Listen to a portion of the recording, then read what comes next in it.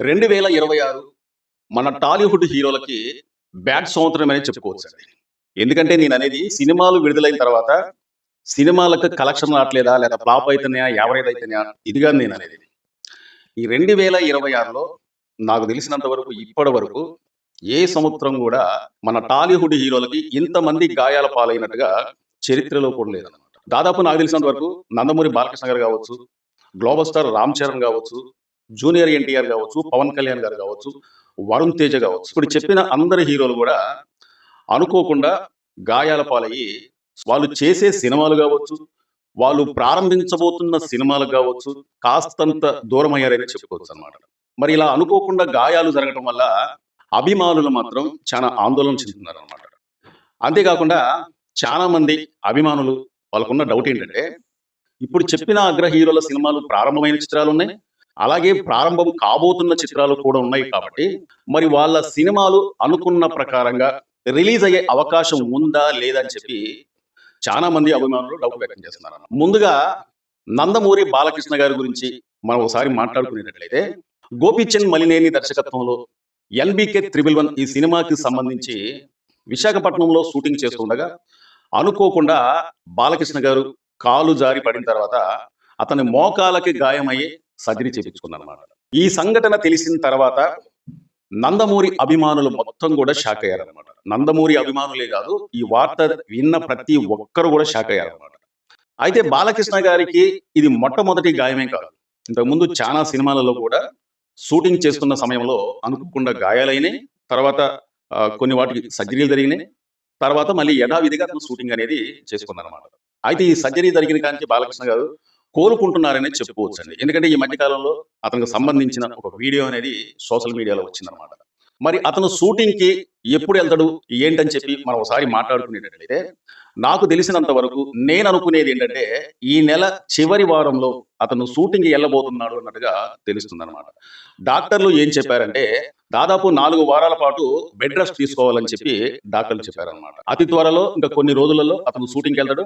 NBK 111 movie వాళ్ళు ఏ date అయితే fix చేసుకున్నారో, అంటే రిలీజ్ డేటు, ఆ డేట్‌ని ఖచ్చితంగా విడుదలయ్యే అవకాశాలనేవి కనిపిస్తున్నాయన్నమాట. ఎందుకంటే బాలకృష్ణ గారు అతను చేసే సన్నివేశాలు మాత్రం ఆగిపోయినాయి గానీ, ఇంకా వేరే వాళ్ళ సన్నివేశాలు ఉంటాయి కాబట్టి, ఆ సన్నివేశాలు చిత్రీకరిస్తున్నట్టుగా తెలుస్తుందన్నమాట. కాబట్టి ఈ సినిమా ఎట్టి పరిస్థితుల్లో గూడా రిలీజ్ డేట్ అనేది మారే అవకాశం అనేది కనిపించట్లేదన్నమాట. మరి ఇప్పుడు గ్లోబల్ స్టార్ రామ్ చరణ్ గురించి మనం ఒకసారి మాట్లాడుకునేటట్లయితే, జూన్ 4వ తారీఖున విడుదలైన 'పెద్ది' మూవీకి సంబంధించి కొన్ని సన్నివేశాలు చిత్రీకరిస్తా ఉంటే, అతనికి గూడా కొన్ని గాయాలైన సంగతి మనందరికీ తెలుసన్నమాట. అయితే ఈ సినిమాకి సంబంధించి క్లైమాక్స్ సన్నివేశాలు చిత్రీకరిస్తా ఉంటే కన్ను పై భాగంలో అంటే రెప్ప పైన గాయమైన సంగతి మనందరికీ తెలుసు. హుటాహుటిన ఆ సినిమాకి సంబంధించిన టీం మొత్తం కూడా హాస్పిటల్‌కి తీసుకెళ్ళిపోయి వైద్యం చేసిన సంగతి కూడా మనకు తెలుసన్నమాట. అయితే రామ్ చరణ్ గారు ఎట్టి పరిస్థితుల్లో ఈ సినిమా మళ్ళీ వాయిదా పడకూడదన్న ఉద్దేశంతోనే 1, 2 రోజులు మాత్రమే బెడ్ రెస్ట్ తీసుకొని మళ్ళీ షూటింగ్ అనేది ప్రారంభించారన్నమాట. అప్పటికే ఆ సినిమా 2, 3 సార్లు వాయిదా పడటంతో రామ్ చరణ్ గారు కంటి పై భాగంలో తలిగిన గాయం కూడా లెక్క చేయకుండా ఆ షూటింగ్ అనేది మొత్తం కూడా పూర్తి చేశారు. ఆ సినిమా విడుదలైంది. బ్లాక్ బస్టర్ హిట్ అయిందన్నమాట. ప్రశాంత్ నీల్ దర్శకత్వంలో జూనియర్ ఎన్టీఆర్ నటిస్తున్న 'డ్రాగన్' సినిమా. ఆ సినిమాకు సంబంధించి జూనియర్ ఎన్టీఆర్ కూడా అనుకోకుండా గాయమవటం, అతను కూడా కొన్ని రోజుల పాటు డాక్టర్లు రెస్ట్ తీసుకోమని చెప్పటం, గాయం కారణం వల్ల అతను కూడా రెస్ట్ తీసుకోవడం వల్ల మరి అభిమానులకు ఎప్పుడైతే ఈ వార్త తెలిసిందో ప్రతి ఒక్క అభిమాని కూడా ఆందోళన చెందారన్నమాట. ఎందుకంటే అప్పటికే బాలకృష్ణ గారికి గాయమైంది, పవన్ కళ్యాణ్ గారికి బుధానికి సర్జరీ చేయించుకున్నాడు, గ్లోబల్ స్టార్ రామ్ చరణ్ కూడా సర్జరీ చేయించుకున్నాడు అన్నమాట. అనుకోకుండా ఇంతమంది అగ్ర హీరోలకు ఇలాగ ఎందుకు గాయాలైతని అని చెప్పి ఆందోళనలో ప్రతి ఒక్క అభిమాని కూడా అప్పటికే ఆందోళన చెందుతున్నారు. కానీ అనుకోకుండా ఎప్పుడైతే జూనియర్ ఎన్టీఆర్ కి గాయమైందన్న సంగతి తెలిసిన తర్వాత ప్రతి ఒక్కరు కూడా ఆ అభిమాని ఈ అభిమాని కాకుండా ప్రతి ఒక్కరు కూడా ఉలిక్కి పడ్డారు అన్నమాట. అసలు ఇలా ఎందుకు జరుగుతుంది? ఏ కారణం చేత జరుగుతుంది? అసలు మన టాలీవుడ్ కి ఏమైనా జిస్ట్ ఏమైనా తలిగిందా? కేవలం అగ్ర హీరోలకి ఇలా ఎందుకు జరుగుతుంది అని చెప్పి ప్రతి ఒక్కరు కూడా ఆందోళన చెందారు అన్నమాట. అయితే ఇందాక చెప్పడం మర్చిపోయా, గ్లోబల్ స్టార్ రామ్ చరణ్ కి చేతి మణికట్టుకి కూడా 'పెద్ది' సినిమాకు సంబంధించి కోయంబత్తూరు గంగా హాస్పిటల్ అనుకుంటా, ఆ హాస్పిటల్కి వెళ్ళి సర్జరీ చేయించుకున్నాను అనమాట. మరి ఇలాగ వరుస క్రమేణా అగ్ర హీరోలకి అనుకోకుండా గాయాలు జరుగుతూ ఉంటే ఎవరికైనా ఒక ఆందోళన అనేది చెందుతారు అనమాట. ఎప్పుడో ఒక హీరోకి చిన్న గాయం అయిందంటే ఏదైనా అనుకోవచ్చు, కానీ వరుస క్రమేణా అగ్ర హీరోలకి ఇలా గాయం అవడంతో అసలు టాలీవుడ్ హీరోలకి ఏమవుతుంది, ఇలా ఎందుకు జరుగుతుంది, ఏమన్నా జిస్ట్ ఏమన్నా తరిగిందా అని చెప్పి అసలు తెల్లవారితే చాలు ఆ న్యూస్ అనేది బయటకు వస్తుంది అనమాట. ఆ హీరోకు గాయమైంది, ఈ హీరోకు గాయమైంది, ఏంటి పరిస్థితి ఏంటి, ఇలా ఎందుకు జరుగుతుందని చెప్పి ఇప్పటికి కూడా చాలా మంది ఆందోళన చెందుతున్నారు అనమాట. ఇక పవర్ స్టార్ పవన్ కళ్యాణ్ గారి గురించి మనం ఒకసారి మాట్లాడుకునేటట్లయితే అతనికి ఇప్పటికి గాయం కాదండి. దాదాపు దశాబ్ద కాలం ముందు నుంచే అతను రాజకీయాల్లోకి ఎప్పుడైతే వచ్చిండో అప్పటి నుంచి కూడా అతనికి ఆ గాయం అనేది ఉందన్నమాట. కానీ ఎప్పుడు కూడా నా బుధాలకి ఇలా గాయం ఉంది అని ఎప్పుడు కూడా చెప్పుకోలేదు. కానీ కొన్ని సందర్భాల్లో మాత్రం అతను మాట్లాడేవాడు, ఇది అభిమానుల గురించి అలా మాట్లాడేవాడు, కానీ అసంతృప్తి అయితే మాత్రం వ్యక్తం చేసుకోలేదన్నమాట. మీరు మా కోసం వస్తున్నారు, మా మీద ఇంత ప్రేమ అనేది చూపిస్తున్నారు, మీరు ఒక్కొక్కసారి మమ్మల్ని అనుకోకుండా చెయ్యి పట్టుకొని మమ్మల్ని టచ్ చేద్దామన్న ఉద్దేశంతో చెయ్యి పట్టుకొని లాగుతా ఉంటే మీరు ఆ లాగే విధానం ఎలా ఉంటుందంటే బలంగా, నిజంగా చెయ్యి ఇరిగిపడిద్దేమో అనే అంత బలంగా లాగటం వల్ల కొన్ని సందర్భాల్లో మేము గాయాల పాలవుతున్నాం. కాబట్టి మీరు చూపించే ప్రేమ, మీరు చూపించే అనురాగం, ఈ గాయాలు మాకు ఒక లెక్క కాదని చెప్పి పవన్ కళ్యాణ్ గారు అభిమానులను ఉద్దేశించి ఇంతకు ముందు మాట్లాడింది అనమాట.